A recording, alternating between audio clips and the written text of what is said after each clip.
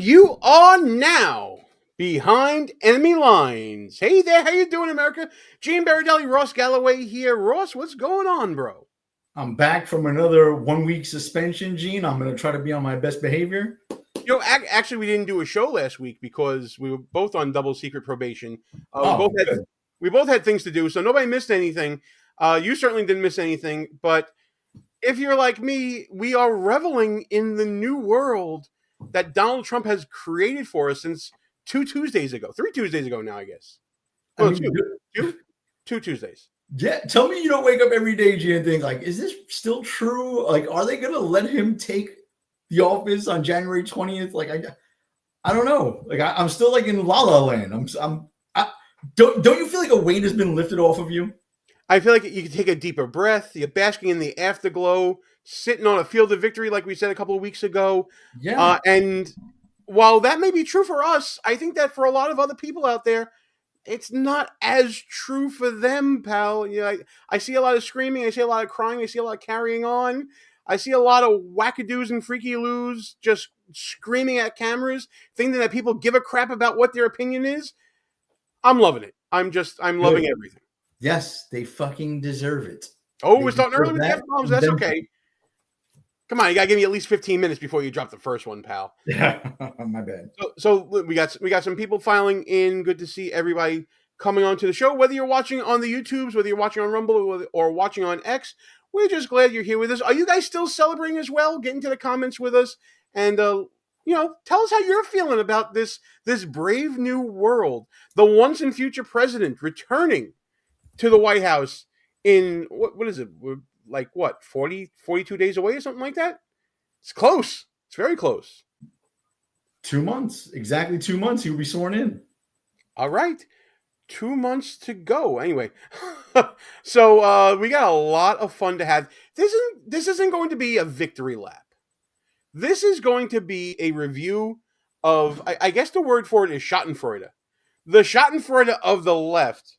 And we're seeing them melt down because Trump has broken them. We've seen that over the past 2 weeks, not just from the kooks and the crazies online posting their mental breakdowns, whether it be shaving their heads or screaming into a camera, but we're seeing the expert class, the cognoscenti of the left, the reporters out there, the talking heads. The talking heads have turned into exploding heads, pal. Did you just say the intelligentsia of the left? Who are they? The cognoscenti, I said. I didn't say that they were intelligent. Big words coming from lawyer. Big deal, right? Wait, who are they exactly? I'd love to know. Well, we're going to see a couple of buffoons. And by the way, for those of you out there who may not know this, take a look at my headline. Buffoon of the Week is coming back in about 2 weeks or so. And we're starting to get some nominees lined up. Ross and I are going to be talking about some nominees a little bit after the show. Just kind of put our heads together about who we want to mock and humiliate as the biggest buffoon of 2024.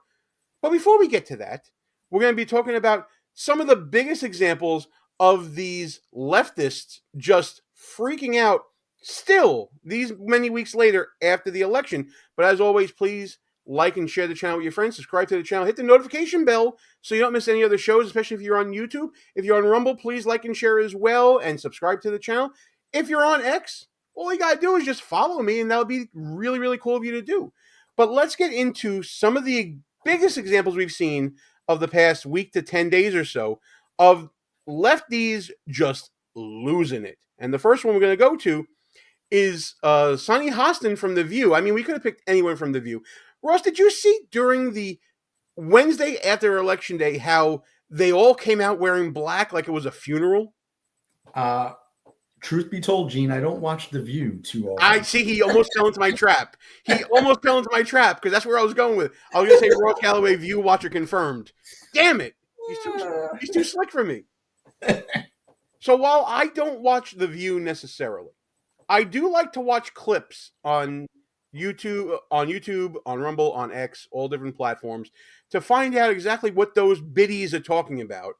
And recently, the subject was Matt Gaetz and Trump's nomination of Matt Gaetz to be Attorney General, and the reaction to that from the left has been exactly what we expected.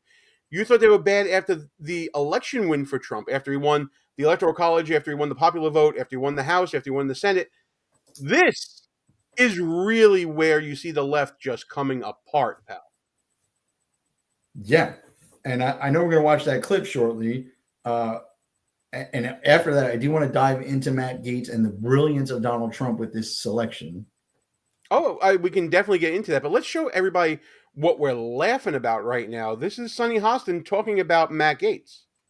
This is one of the largest law enforcement agencies in the world.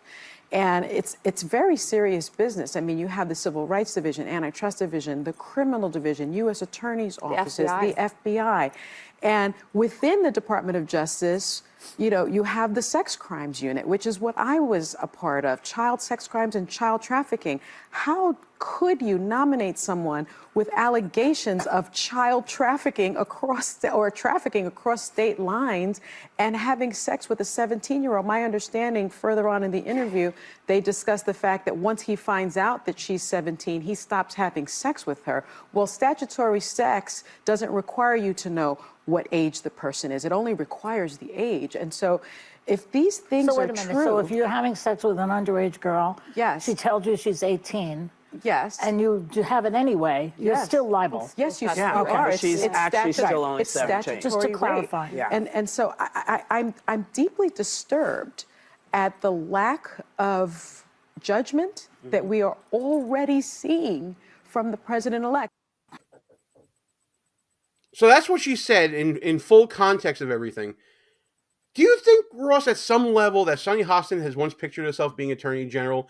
Because she went into detail about, well, I used to work there. I used to work in this division. And I'm sure in her head, she saw herself as being one day the top attorney in the United States.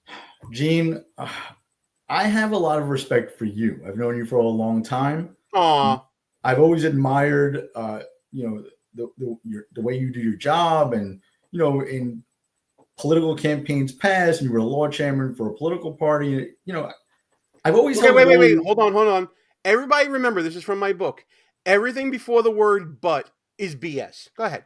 No, well, you know, I've always held lawyers up to like a standard. You know, it's not easy to finish law school. It's not easy to pass the bar exam. It's not easy to get your feet wet at a firm.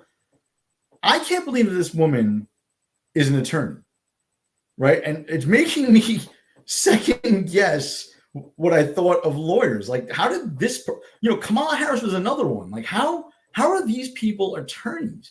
You know, clip after, like I said, I don't watch this show, but clip after clip of Sunny Hostin, she's one of the dumbest people on TV. I mean, by far, right? And if she's an attorney, she should know what she just said could get herself and her network in some trouble. And absolutely, I think some network executive got on the bat phone and told someone at The View to tell Sunny Hostin to take that back right now before we get sued by Matt Gaetz, and here's why. Matt Gaetz has long denied all allegations, calling the claims, quote, invented, and saying in a statement to ABC News that this false smear following a 3-year criminal investigation should be viewed with great skepticism, that DOJ investigation was closed with no charges being brought. That face, man. I gotta go back. I gotta find that face right from the beginning of that part. Give me 1 second here. I want to find it right about, I think it was, yeah, I almost got it. Right there. Oh, missed. I just missed it. Hang on. I want to get that. There it is. There's the money shot right there, pal. The hostage video. Yeah, she read it like she was being held hostage and being made to say these things against her will, when she should have known as an attorney that when there's an investigation and no charges result from it at the DOJ, that means there's no wrongdoing. That means nothing happened, and you can talk about statutory BS all you want. It means he was not charged with anything, so therefore the DOJ sees nothing criminal. Yet, Sunny Hostin and the left keep bringing this up, and it's all an attempt to smear and create guilt by implication against Matt Gaetz. Which is why, and I'm going to butcher this, and you can jump in here and correct me, you know, libel and slander, when it comes to a public figure, much higher threshold to prove. However, Sunny Hostin clearly intends not only is she lying, she intends to hurt Matt Gaetz. So that would meet the threshold, in my opinion. Well, the threshold is actual malice, just so everybody knows out there, that the statements were made with actual malice towards Matt Gaetz. And I think one could argue, certainly, that there was actual malice here, because Sonny Hostin, being a lawyer, being a former DOJ employee, as she admitted in the clip prior, is going out there talking about allegations that were unfounded, apparently, because the DOJ said so, not because Matt Gaetz said so. So when ABC executives heard her basically defaming Matt Gaetz, defamation per se, in my opinion, they had to get on the phone and they had to get that taken down and put into the proper context that Matt Gaetz is owed by everyone in the media. Yes, and it's not just the DOJ, it's the Biden-Harris DOJ, right? They also passed on the Trump supposed crimes that New York found them guilty of that we're still waiting for sentencing, that same DOJ. But then they, you know, under Jack Smith, they went with a bunch of other hoaxes and tried to get Donald Trump. So, yeah, I think if there was anything there, the Biden-Harris DOJ would have loved to have, you know, thrown the book at a guy like Matt Gaetz. He's been a thorn in their side for years now. And the Republicans, to be honest, probably would have went along with it because they don't like Matt Gaetz either, some of them. A lot of them don't, and we talked about that on a previous episode of This Week in Democracy. I identified at least 3 Republicans in the Senate that I think would be a challenge for Matt Gaetz to get their vote to confirm him as Attorney General, that being Lisa Murkowski of Alaska, Susan Collins of Maine, and Markwayne Mullins of Oklahoma, who seemed to have a vendetta against Matt Gaetz a little bit because he was going after Kevin McCarthy, and he was an ally of Kevin McCarthy's. Markwayne Mullins, supposedly, at least according to Matt Gaetz. So it seems like while Mullins has been on the record saying that I'll give him a fair shake, how likely is that? It's going to be a hard job to get the Republicans in line to vote for the president's selection here. Yeah, well, because we're losers. I have to keep saying this every week. The Republican Party are losers. They don't fight. Do you know how many Democrats have voted against the 21 cabinet positions that Biden filled in his term?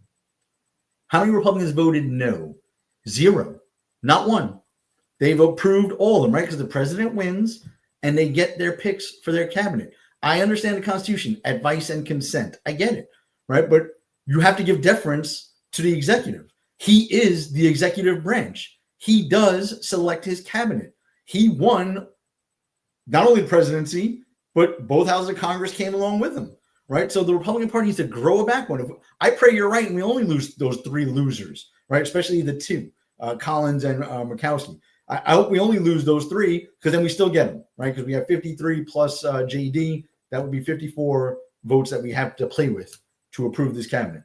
Yeah, and you know, we'll see that maybe some others out there with vendetta against Matt Gaetz for whatever reason. Maybe they're allied with Kevin McCarthy, and it's a friend of his, and they didn't like how he handled what was going on in the House, which, by the way, remember how everybody was talking about how the crisis in the House and Matt Gaetz's gambit there was going to ruin Donald Trump's chances of winning, was going to ruin the chances of the Republican Party to maintain the House and to gain the Senate? Remember all that? Turned out that was a bunch of BS as well. Yeah, and if you ask your average Trump person, who do they more identify with? Kevin McCarthy or Matt Gaetz? It's Matt Gaetz every fucking day of the week, man. Like, who's a McCarthy guy? He got this like sweet gig on Fox News. He was flirting with, I might be being considered for chief of staff in the Trump administration, but I don't think I'm going to take it. Dude, you were never being considered. No one wanted you in there. Yeah, I agree with that. I don't think anyone in the Trump administration was saying that Kevin McCarthy was going to be up for anything in the administration. I certainly didn't hear all that, except from Kevin McCarthy himself. And there's something to consider when we start talking about Buffoon of the Year nominees, and who knows, maybe Kevin McCarthy will be one of those nominees. Yeah, and before we jump out of here, I just want to say, like, Matt Gaetz was an amazing pick by Donald Trump. First of all, Donald Trump is brilliant. He's putting out Truth Social posts saying that, he's not about vengeance. He wants to just succeed and fix everything. Yeah, listen, he's about vengeance, okay?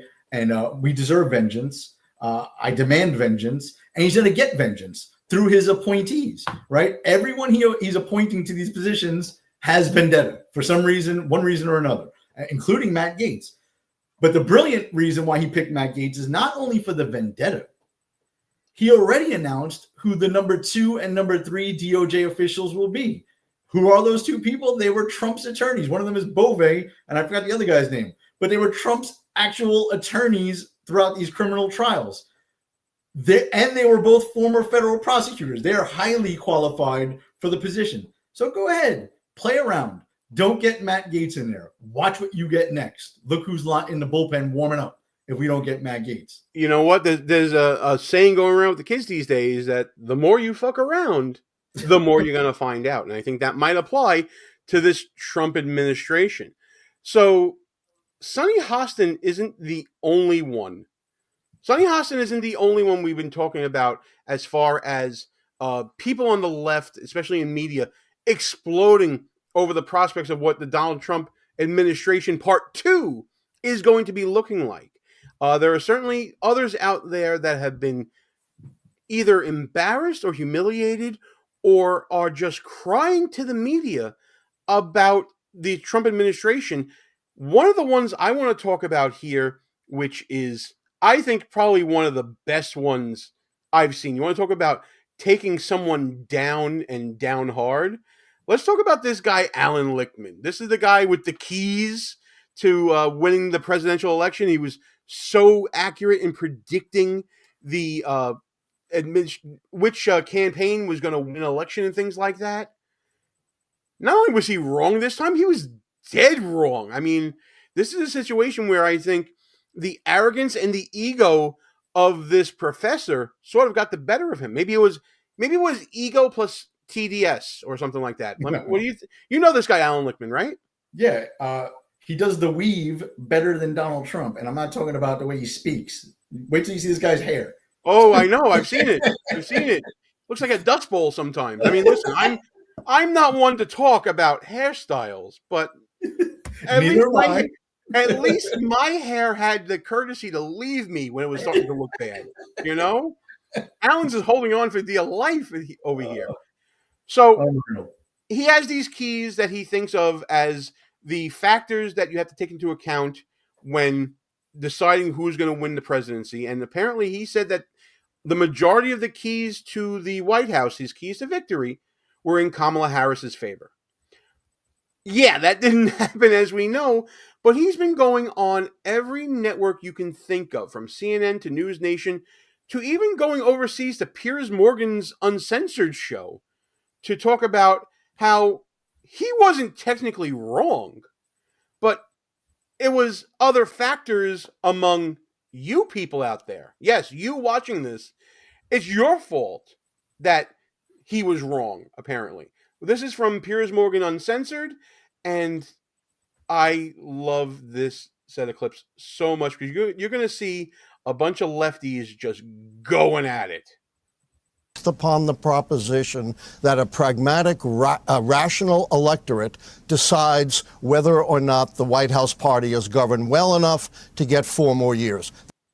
So automatically he's saying that his keys are based upon a voting base that has common sense, basically. That's smart, that's knowledgeable. He's literally opening by saying, you people are morons. That's why he was wrong. Can you, before you go any further, Gene, any group of people where Juan Williams seems like the most rational one, you got a problem on your hands. Oh my God, we got Cenk Uygur, we got Juan Williams, we got Harry Sisson. This is the face of the new left. This is the left in tatters, in ruin. They're all responsible for this in some way or another. It's great to see that, and what's going to be even better to see is to watch these yahoos fighting over who was right and who was wrong.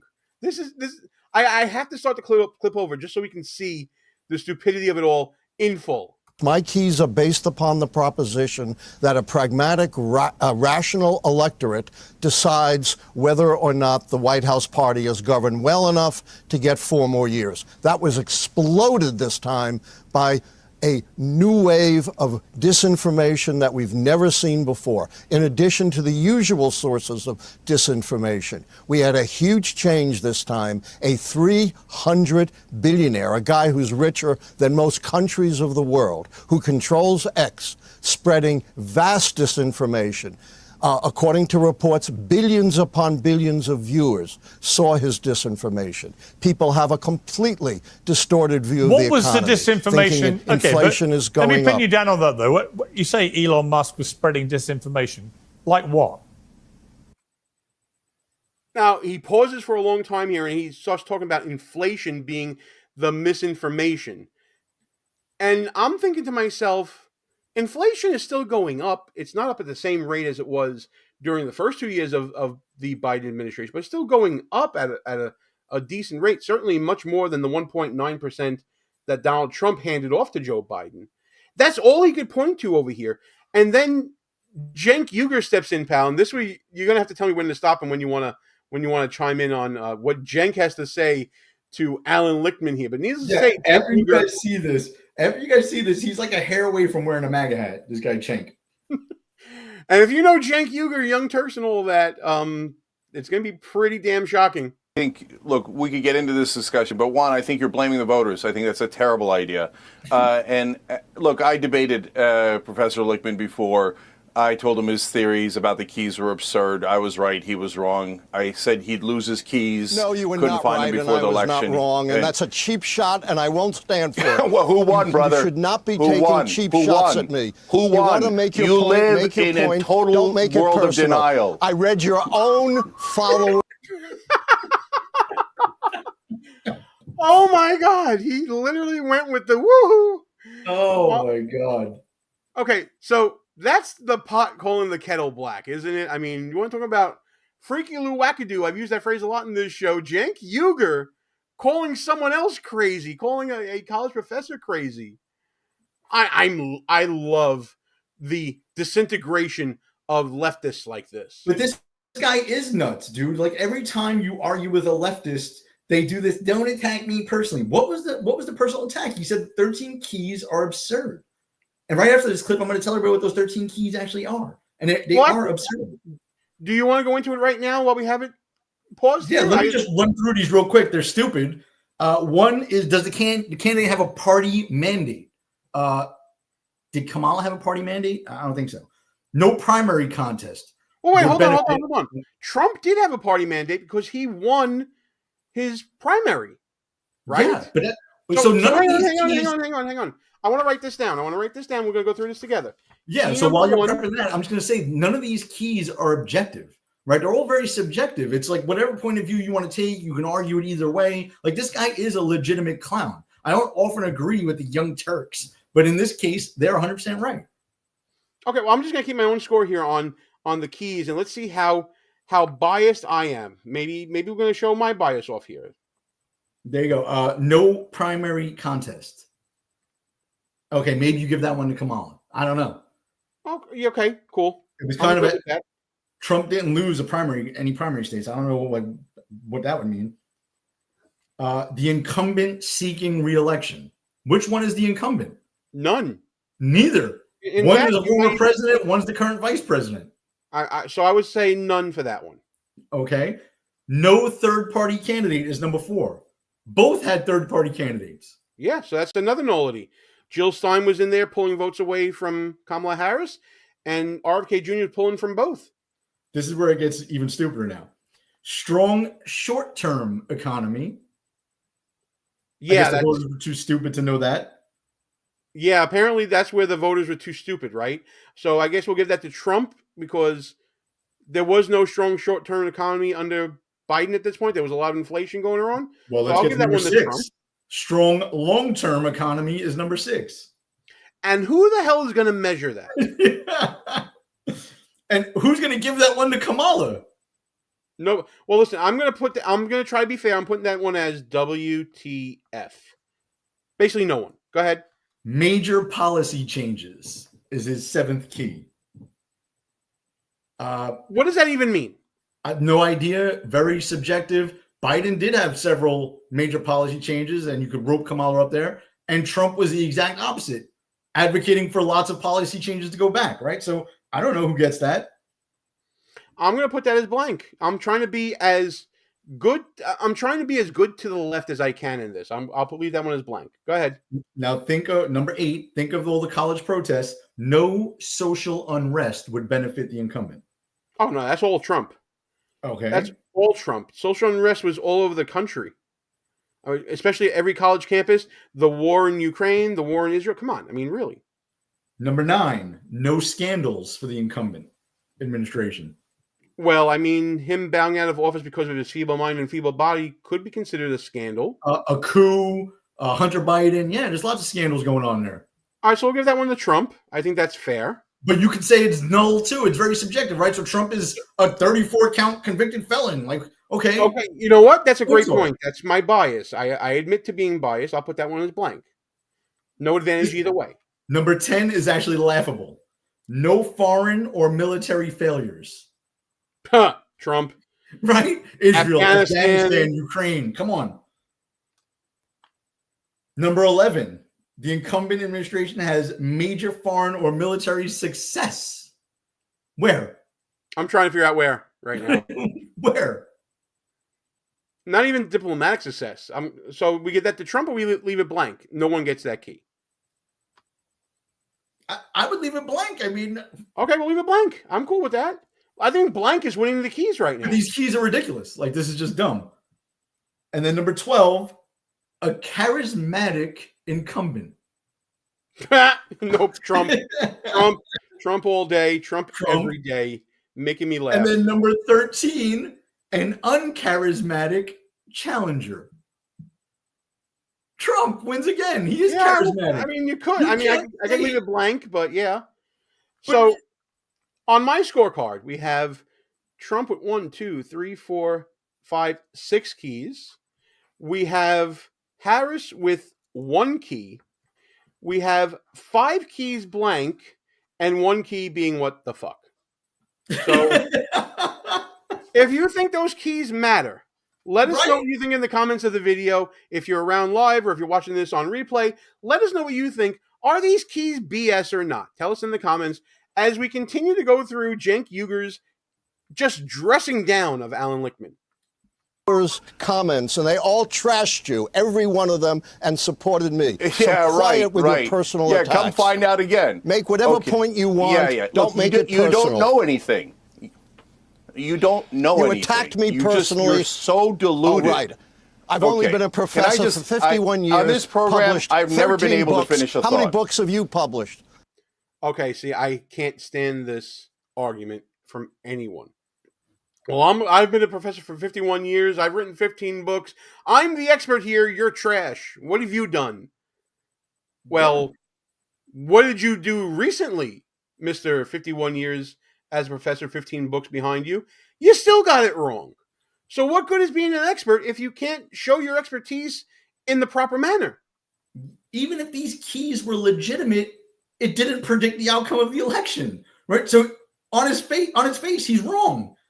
Cenk is right from the jump, right? So it's like, I don't know what he's arguing here. He could have come on and said, look, these are the keys. They've worked for several election cycles. Here's why I said that Kamala got these 7 or 8 keys. Like, but he's not doing that, right? Because you'd have to articulate why. What foreign military success have we had? You know, is she a charismatic person?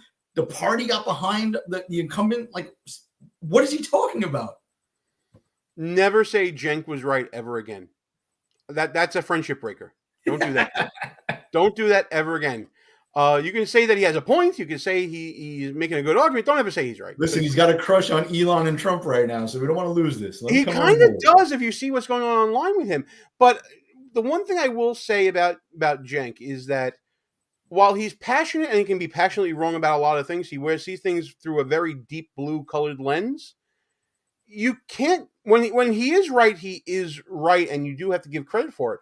I think he's a lunatic. I think that he's absolutely nuts, but in this instance, it's a battle of lunatics, and one lunatic happened to be less crazy than the other. You know, if you would take all these lunatics, Ross, and put them in a bracket, and then seed them going forward and see which one is the king of the crazies. You know what you'd have? You'd have Buffoon of the Year coming up in about 2 weeks or so, where we start discussing buffoons like Cenk, like Alan Lichtman, like so many others out there, and we will be arguing to see who was the biggest buffoon of 2024. Is it a cheap plug? You bet your ass it's a cheap plug, but I don't care because this is what we're here to do. We're here to discuss these morons that we're seeing right now, and what better way to do it than right here. Let's continue on with the clip. No, because you're personally attacking me again. Say whatever you want, but I'm not going to stand for brother, personal you got it wrong. Say you were whatever preposterously and stupidly wrong.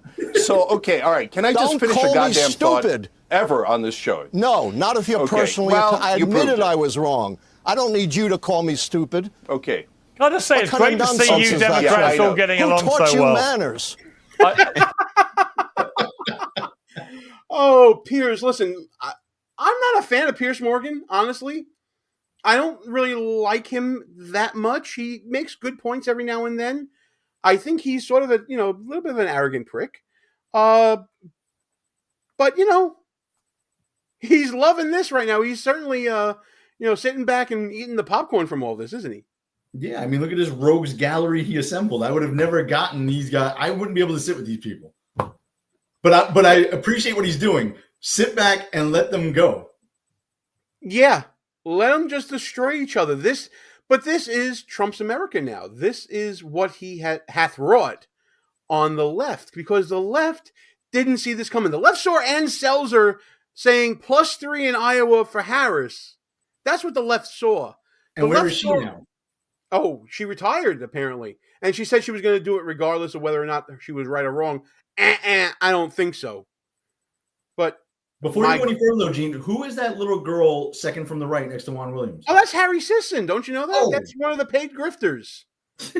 That's one of the paid grifters out there on X that was supposed to deliver the young vote, to Kamala Harris. First it was to Joe Biden, then it was to Kamala Harris. I wonder how his gravy train is doing right now. But even he's loving this exchange between these two.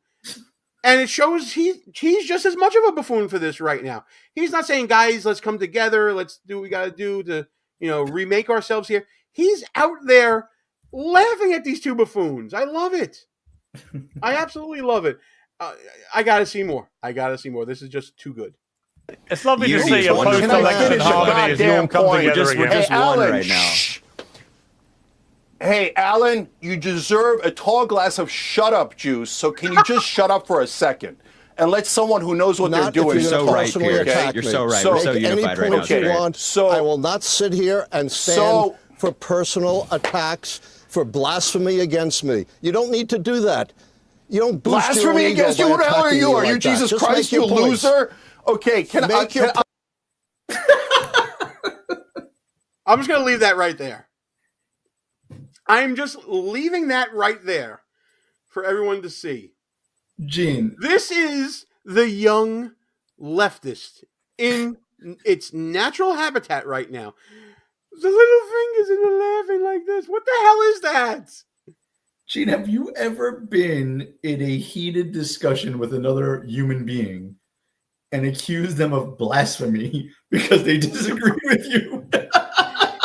No, I am not that arrogant and audacious. I've been called arrogant and audacious before. Oh my gosh. But not that much. I mean, my blasphemy. He's like, who the F are you? Jesus Christ. Like, what are you talking about? You're blaspheming. Let's go back to that because that's a good one to get to. For personal attacks, for blasphemy against me. Blasphemy against me. Oh my God. You don't need to do that. You don't boost blasphemy against you. Who the hell are you? Are you Jesus Christ, you loser? Okay, can I just give the correct answer for once? Oh my God. Oh. And Juan Williams got to be sitting up here thinking, the fuck am I doing up here? Bro, they're doomed. Look at the people steering that Titanic. Like they're doomed. The cognoscenti of the left right there on display. Oh my goodness. It's craziness. This is what Donald Trump has caused the left to do. This isn't the introspection that many more reasonable and intelligent people have been saying needs to happen on the left. This is what do you want to call this? The de-evolution of the left? How would this is first of all, it's comedy gold. I mean, chef's kiss to everyone participating in this, from the young shit laughing at him to Cenk Uygur going after God. Apparently, I thought it was. What the hell are we watching here? It was brilliant the way you opened this up, Gene, with Alan Lichtman. The first words out of his mouth basically was like, more than half the country is basically stupid. That's why my keys didn't work. Like, what, dude? What are you talking about? And in other clips that I was looking at in show prep for the show, the thing that you don't do, he was actually blaming racism, misogyny, xenophobia, the inflation, misinformation, Elon Musk. Everyone is wrong. And, he mentioned Elon Musk. He mentioned Elon Musk and threw around, a figure. Kamala Harris spent over $1 billion, raised over $1 billion, spent more than that, and is $20 million in debt. While Donald Trump spent less than $400 million while using a lot of that money to pay for his lawsuits and criminal trials. Right. So money, she had a huge advantage, like Democrats usually do. Most billionaires were supporting the Democrats. They didn't say anything in 2020 when Zuckerberg was doing it. Right. So I don't get it. They didn't say it when Jack was doing it. Yes. And, the all the brain trust that was in Twitter back then that was blocking the Hunter Biden story, blocking the New York Post from spreading their own investigative journalism. It wasn't talking about that at all and how didn't that they was tell us, helping out his keys. Yeah. Well, didn't they tell us back then, Gene, if you don't like the way Jack is running Twitter, why don't you make your own? So now we got our own. It's another case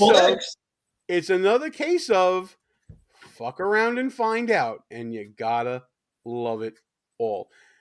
By the way, folks, we're probably a little bit past halftime here on the show, so I want to thank you guys for tuning in to Behind Enemy Lines. I'm Gene, he's Ross, and while we got you on the internet, because we know you're on the internet, because the show is only on the internet, check us out on the Facebooks and the Twitters at G Berardelli. That's where I'm at. GBERARDELLI. You can also check us out on YouTube, Rumble, X, where you're watching the show, wherever you may be. Give us a like, give us a thumbs up. Subscribe to the channel, hit the notification bell if there is one. Do it all, baby, because we need your help to help grow the show, and you've been doing it so well that we even created a store called shop.buffoonoftheweek.com. You can check out some of the merch also on YouTube. If you're watching on YouTube right now, we do have a shop you can look at on our channel.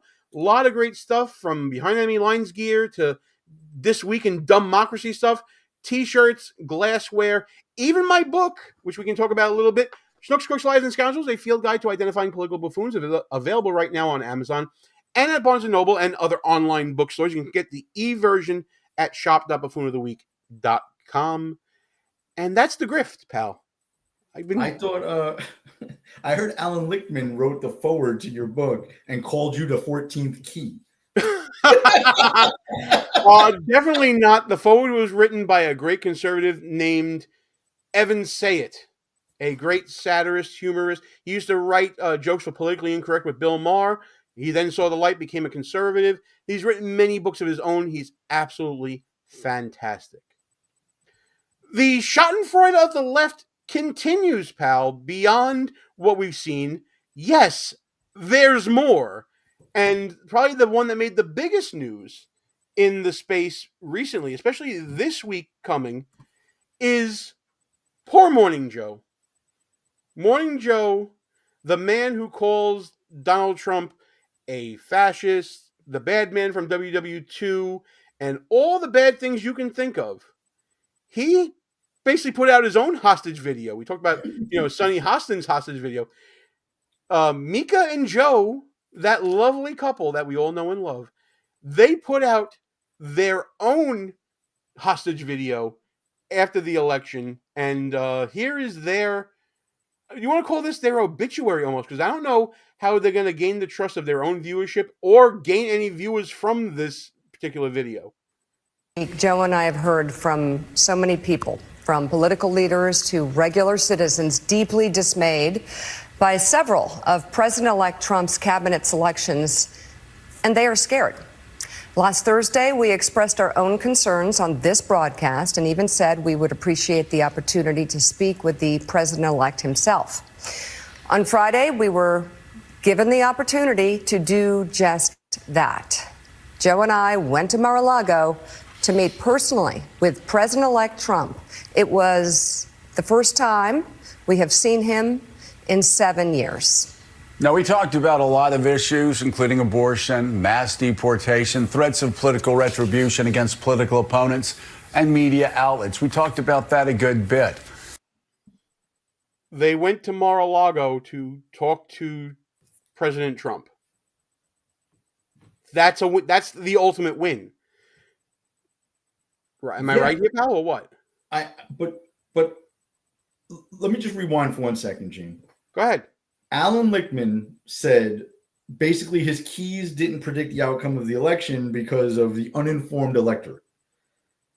These people on MSNBC have been calling Trump Hitler, calling us fascists, Nazis. And then after Trump wins, the king and queen of grift want to meet with him, speak with him, work together where they can. Does that make sense? Like, do you work with Hitler? Do you go and have a sit down with him? It makes no sense whatsoever. So which side was the uninformed doofus electorate?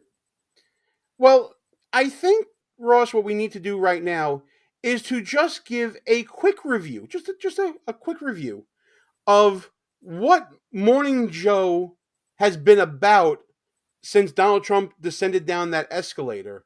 In, my God, 2015 now. It's going to be a decade of Trump at this point. Let's just remind everyone what Morning Joe was all about.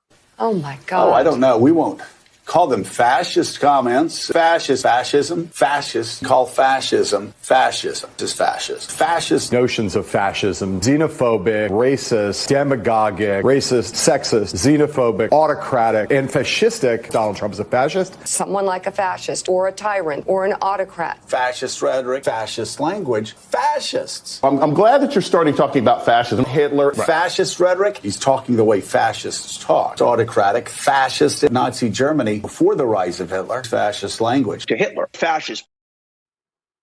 And by the way, pal, that's all from one episode. And his fans, Democrats, believe, very small audience, by the way. So I mean, it's not too much to worry about, but they believed him, right? And this has always been my question when I bump into a liberal. It's like, peaceful transition of power, but you're saying that the person who won is a fascist, going to be a dictator and unleash the American military against its own people, basically an enemy, a domestic enemy, right? So the officers of the United States, from the president on down to a lieutenant in the army, swear to defend the Constitution against all enemies, both foreign and domestic. So how do you now have a peaceful transition of power after you've been saying this? You must have been fucking lying this whole time, right? And your leftards that were listening to you might believe it. And will there be a transition of power? Do they need the National Guard there on January 6th for the left? I don't know. We shall see. You know, you brought up the whole thing about Trump using the military, and that's a big fear of the left right now, especially when it comes to the southern border. Need I remind everyone that in Massachusetts, when a whole bunch of migrants were dropped off in some of the ritzier areas like Cape Cod, what happened there? The National Guard was called, and after like 45 days or so, they removed the migrants in Cape Cod and brought them to a military base. Guess who did it? The Guard. The National Guard did it. The military was called in. You still live in a horrible place. I'm sure when you drive across a bridge or through a tunnel in New York City, or get on the subways, you see armed soldiers, right? Governor Hochul has called out the military against her own people. She's a fascist. By the way, if you want to pick up the People's Republic of New York City shirt, shop at buffoonoftheweek.com. There's no such thing as a cheap plug on this show. They're all worth it. Let's continue on with the bending of the knee by Morning Joe. And it's going to come as no surprise to anybody who watches this show, has watched it over the past year or over the past decade, that we didn't see eye to eye on a lot of issues, and we told him so. What we did agree on was to restart communications. Big Bad Joe going to Donald Trump's face, probably with his finger wagging, saying, I don't agree with you with all this, even though I'm coming to you to say that we need to talk again because I need you for your ratings. By the way, MSDNC's ratings dropped. I think the last time I checked, it was about 43% from, I think it was from election night. The network throughout 2024 was averaging about 990,000 viewers in the average for their daily programming. Couldn't break 1 million then, so no milli even through the election cycle. After the election, I think the last time I checked was on the 13th of November, about a week ago. Morning Joe was down to about 550,000 viewers. But they're the ones still doing the good fight, going to President Trump and saying, you're wrong, Mr. Bad Orange Man, but hey, we want to keep talking. We want to start talking to you again. Because we know that you're our only hope for ratings. And it's almost like laughable. It's not even worth talking about these people because, I mean, CNN has Jeffrey Toobin still on their network, a guy who got caught jerking off on a Zoom call. This network, MSNBC, has Al Sharpton, and they try to pass him off as some intellectual heavyweight. Like, the guy is a scam artist. He took money from Kamala, too, to do a puff piece interview. He still owes hundreds of thousands of dollars, if not millions of dollars, in back taxes to the IRS. Like, it's a total scam, both of those networks. It's absolutely a total scam. But Joe Scarborough, let's remember where he came from. Let's remember that he was part of that sweeping in of Republicans in the 90s under Newt Gingrich and the Contract for America and all that. He was one of the young guns in House of Representatives. He then went to MSDNC, and he was like the token conservative on there. He was the one who actually promoted Donald Trump during the 2016 primary season. Yes, he did. And then, oh my God, he actually won. And next thing you know, he is the worst human being in the history of the world. Well, the backstory there is that he wanted something for him and his wife, some kind of position, and Trump said no. I wouldn't doubt that. Mika Brzezinski, I believe her father was a diplomat, and I'm sure she fashions herself some sort of part of that. I'm going to say it again, cognoscenti of the left, that she thinks she's so important because apparently, from the generation, she would have inherited her father's talent for diplomacy or whatever, instead of just being one of those people at the rubber chicken dinners going around thinking they're important. And now they're once again on the outside looking in. And at this point, pal, what is going to be their audience going forward after kissing the ring here? Yeah, I don't understand. I don't know what the play is here for them. Like, what are they trying to get out of this? I'm not going to watch them, right? They didn't convince me. They're going to lose whatever little bit of lefty crazies they had before. So, I don't know what the play is. I mean, there's been reports in the New York Post that even employees at MSDNC are like, what the hell here? That, they're basically sellouts at this point. And if you didn't believe that they were sellouts to begin with, to start with, what the hell were you thinking anyway? I'm going to just say this, Gene, and I know every once in a while I go into conspiracy land. Donald Trump's not going to use the DOJ to make up crimes against people like they did to us. But Donald Trump's DOJ is going to investigate actual criminal behavior. And a lot of these people are worried, and they should be. They shouldn't be worried because Donald Trump is going to round up, CNN commentators and put them in camps like they wanted to do to us during COVID. They need to be worried because they were colluding with maybe foreign entities or deep state actors, given access to information they shouldn't have had, false information that they spread, knowing that it was false. I think they're worried. And that's the only play for a Joe Scarborough and Mika Brzezinski that I can think of, right? Is to try and get on his good side and hope they don't wind up behind bars themselves. So you're saying that they're going to be rats? They might turn state's evidence, or they're just hoping that Donald Trump is genuinely a good guy, right? Like I've said before, I believe if Biden doesn't pardon his son, Trump will, right? He did Blagojevich, who was a Democrat governor of Illinois. He got locked up. really Obama got him locked up, but somebody else wound up doing it.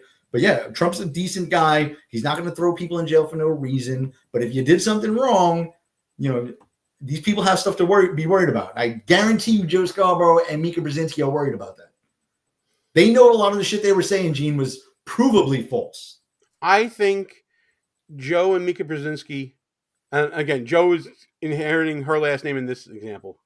I think the Brzezinskis here, they're only ever out for themselves. I don't think they were ever in it for anyone else but Joe and Mika. That's the bottom line here on this. They just want their gravy train to keep going. And if it doesn't keep going and they lose not necessarily their position in politics, but their status, which I think is a different thing. I think your position can change from year to year based upon your level of influence, but their status as the power couple that they are, that command hundreds of thousands of people tuning into them, they are scared to death of losing that status of their and really their legacy, whatever they think it may be, of being, I guess they think of themselves as honest brokers or whatever. But that's, I think, more important to them than anything else. I think it's their own standing here. By the way, hang on. There's a comment here I want you to see, pal. From Sportswire Radio. Sportswire Radio. I think there's some friends of yours. Before I go back to my own channel, just wanted to say I'm enjoying the show. Great work and congrats on the success. Why, thank you so much, for Sportswire Radio. They're your pals, right, Ross? That's our friend Tom Bryce. He has over 1,000 subscribers on his show. I actually made a quick cameo there. Good dude. Good show. All right, very cool. I'm glad to see them pop in. I got one more example, pal, that I want to talk about of Trump just breaking people, breaking the left. This one doesn't have any video clips to it, but it does have a great online story, and I just want to share this right now. So, like us, there are a lot of people out there in the interwebs feeling their oats about this Trump victory. One of them was this post here from Bone at BoneGPT on X, someone I just recently came across, showing it's a great tweet. This 1721 painting by Dietz Knudsen, remember that name, folks, predicted the Trump Elon RFK McDonald's dinner, this photo that's been going around. So this painting right here is by apparently Dietz Knudsen, and it's eerily similar to that meeting on the plane with Trump and his people after the UFC event. Ross, are you familiar with the work of Dietz Knudsen? I'm going to say this, Gene. I was not familiar with it, but no matter what you're about to tell us after this, I believe it. I believe that this painting was the inspiration for that photo. I don't care what anyone else says. 1721, Dietz Knudsen had to be some sort of psychic or something, right? I mean, let me tell you something. Dietz knows the future, apparently. Or at least that's what people were thinking online. People were actually thinking that Dietz Knudsen was an actual person doing actual paintings 300 and some odd years ago. But those of us who know better, we know there's no Dietz Knudsen here. We know it's a variation of a certain catchphrase that is out there in the world that sounds like Dietz Knudsen, but is not Dietz Knudsen. But don't tell that to the good folks at Newsweek, who did a real fact check on whether Dietz Knudsen and his painting predicted Trump's dinner with RFK Jr. on that flight after the UFC event. Folks, this is a real webpage. I will put it in the description of the video after the video so you can see for yourself that Newsweek fell for maybe the troll of the year, Ross. Gene, did they actually pay people to do this? How do I get that job? You know what? My sister, who is a copy editor for a major multinational corporation that I won't name here, she told me that when she saw this is the product of a writer on a deadline, didn't know what to write, put this together, and getting it past whoever the buffoon of an editor is on this story. So let's give credit to Flynn Nichols, a U.S. news reporter for Newsweek, for getting this done. By the way, Gene, before you go any further, will we get in trouble if we make Dietz Knudsen t-shirts? Because I think that's brilliant. You know what? I'm gonna talk to I'll talk to Bone.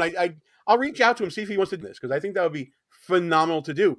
Way to think of the grift, pal. That's fantastic.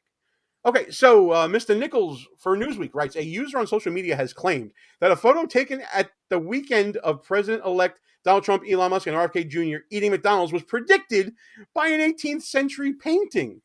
I don't think that Bones was saying that it predicted it. I think he or she or they or them or whatever it is that they want to go by just put this out there. It's clearly an AI generated image.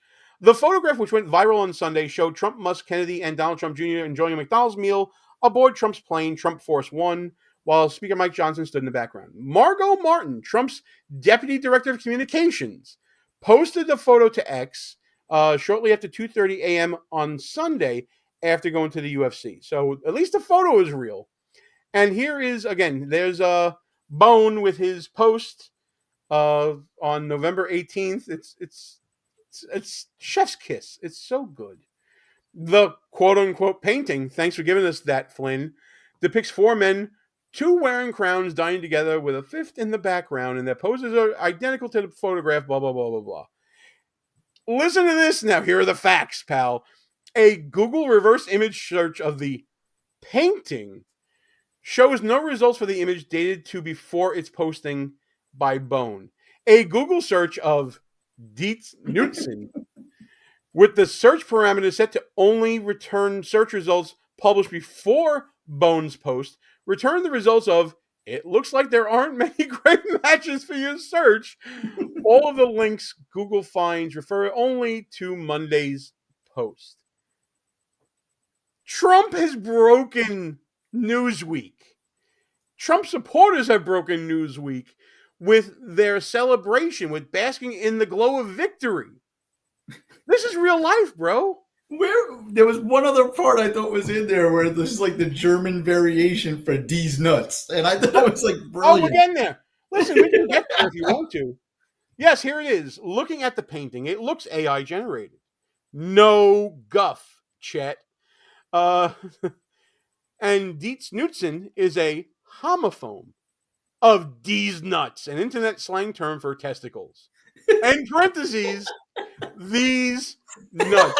For those who are not following along on this, they had to spell it out. Bone, listen, I hope you see this video. I'm going to send it to you. This is the greatest troll of 2024. This might be the greatest troll of the 2020s. It's brilliant. Absolutely brilliant. Hats off to you. I'd love to have you on the show to talk about it in our Buffoon of the Year month that we're going to be doing in December. But yeah, God. Gene, if you can get him, that would be phenomenal. I would love him, her, whatever.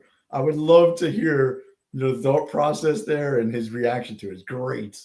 Oh, it's absolutely amazing. It's so freaking good. I can't think of a better troll. I mean, to have Newsweek. And by the way, there's other international newspapers that fell for this as well. There's one in India that fell for it, which you can understand culturally. I get. You may not get the point. But Newsweek? Really? This is the new Trump era, and ladies and gentlemen and everybody in between, it doesn't get much better than that right there. We got D's nuts in Newsweek. Brilliant. We didn't. Bones did, and Bones deserves all the credit and more for getting D's nuts, Dietz Knudsen, in Newsweek. Oh. Bravo. So good. Chef's kiss. Mwah. So freaking good. Well, pal, listen. It's about that time. We covered a lot of ground here. I think we had a lot of fun here. I hope you enjoyed it. By the way, I'm loving the the Trump Punisher hat. I gotta get me one of those. This is great. This hat. Look at this thing. Yeah, that's pretty damn cool right there. I like that Brilliant. a lot. That, and the yeah. shirt is kind of brilliant too. Not a Fed. We've seen the not a Fed shirt before on the channel, and we appreciate you doing the laundry. So that's but you know what? It's about that time for final thoughts, and we've covered a lot of ground here. I think we had some laughs. I think we had a good time. You still feeling good, pal? Oh, I feel great. This is I'm still euphoric. You know what I mean? Like, I still can't believe this is true. I hope these assholes do try to stop him from getting, winning the electoral count and getting sworn in. Let's do it. Let's get this over with already. The final fucking confrontation. Let's do it. So, from the Secretary of Vengeance, you got any message to everyone out there, especially those who consider themselves Republicans and not necessarily MAGA? Republicans? The Republican Party's dead, man.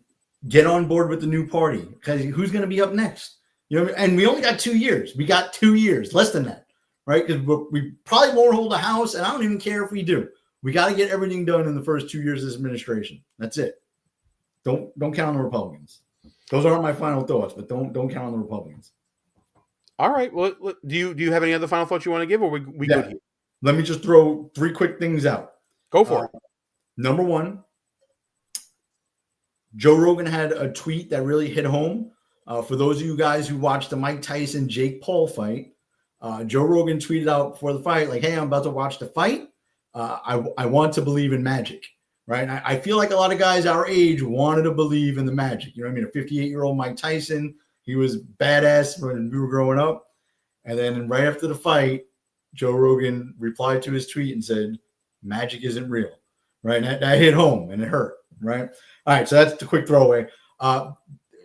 Daniel Penny, pray for that man. He's the man that stopped a crazy homeless man with a long criminal history and a history of mental illness, who said, "I don't care if I go to jail, I'm killing somebody today." And he held him down, asked for the police to come, and now he's on trial for criminally negligent homicide, manslaughter, and a bunch of other charges. Right? Pray for that man. New York is corrupt. We know this.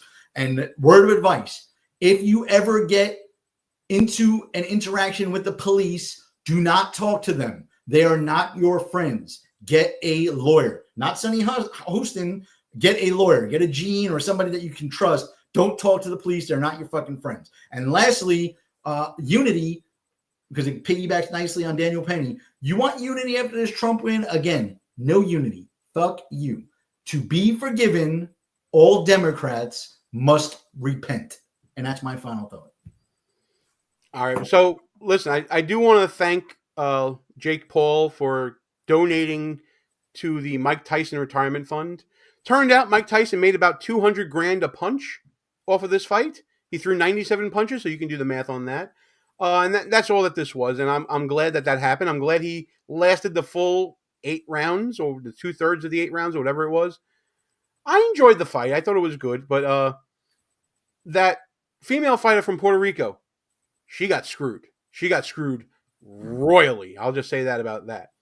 My final thought is programming note. I've been saying this throughout this show, but you'll hear it throughout the replays as well. We are taking the month of December to go through and review all the shenanigans and buffoonery that we covered here on the channel, and we're going to pick the 2024 Buffoon of the Year. Ross and I are going to be talking about who's going to be nominated in this, at least from us. I'm in the process of putting together some special guests to come on the show and to discuss all these nominees that we're going to have. It's going to be a plethora of buffoons of all different levels of local government, state government, national government, maybe even international if we decide to do it. I don't know. But it's time for Buffoon of the Year, folks, and we're going to have a blast reviewing probably the most consequential year in politics that we've seen in a very, very long time. And we're going to be laughing our way through December, picking Buffoon of the Year. So that's it for me, bro. I'm kind of leaving it on more of a happy note and letting people know what there is to come here from the channel.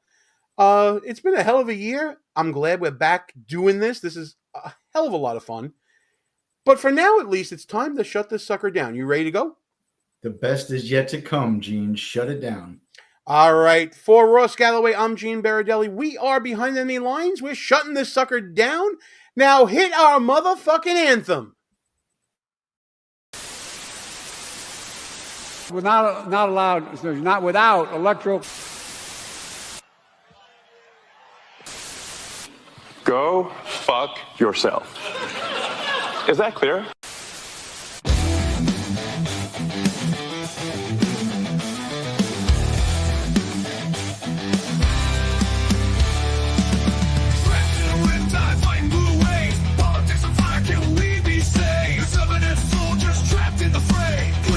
Teeth don't let them have sway.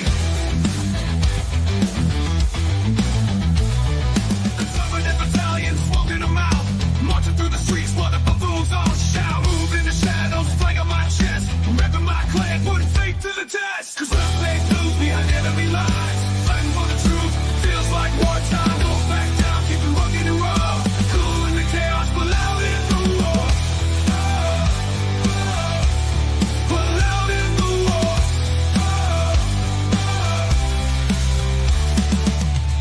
Thunder, arm in advance, march to the anthem, this is our chance. If I ever stand with a smirk in a gaze, holding down the fort in this Democrat cage.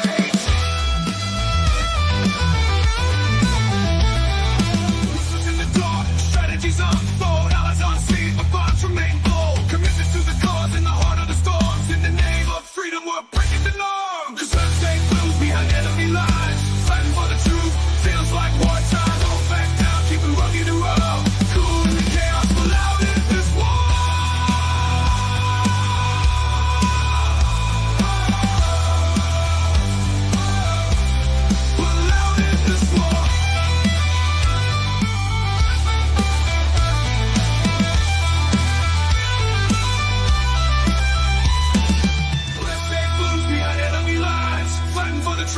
Feels like wartime, don't back down, keep it rugged and raw. Cool in the chaos, but loud.